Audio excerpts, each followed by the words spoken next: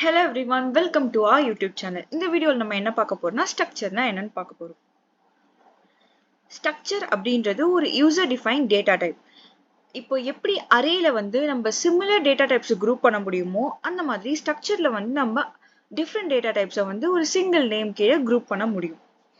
ஒரு ஸ்ட்ரக்சர்ல இருக்கக்கூடிய ஒரு வேரியபிளுமே இங்க என்னன்னு சொல்லுவாங்கன்னா மெம்பர் அப்படின்னு சொல்லுவாங்க. ஒரு ஸ்ட்ரக்சர் எப்படி கிரியேட் பண்ணணும்னு பார்த்தீங்கன்னா structure name then braces.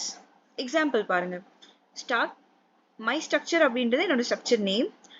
அது வந்து structure declaration. நான் உள்ள என்ன கொடுத்திருக்கேன்னா int my num char my letter. இந்த int my num and my letter அப்படின்றது வந்து member declaration.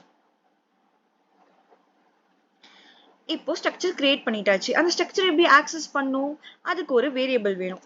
சிம்பிளா சொல்லணும்னா இப்போ ஒரு ஆப்ஜெக்ட் கிரியேட் பண்ணி எப்படி நம்ம ஜாவால ஆக்சஸ் பண்ணுவோம் அந்த மாதிரி. ஸோ நான் இப்போ வந்து ஒரு வேரியபிளை கிரியேட் பண்ண போறேன். அது எப்படி கிரியேட் பண்ணணும்னா struct my structure s1. இந்த s1 அப்படின்றது வந்து என்னோட variable through which I am going to access the structure.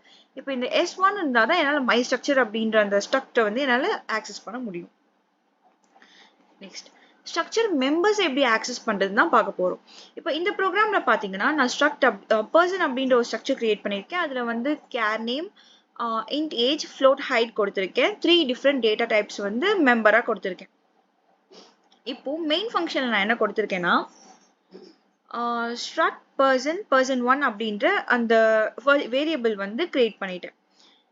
இப்போ person1ல வந்து நான் ஜான் அப்படின்ற person1 டாட் நேம் அப்படின்னு கொடுத்துட்டு ஜான் அப்படின்ற அந்த ஸ்ட்ரிங்கை வந்து நான் காப்பி பண்றேன். Next person1 dot age is equal to 30 கொடுக்குறேன். person1 dot height is equal to 5.9.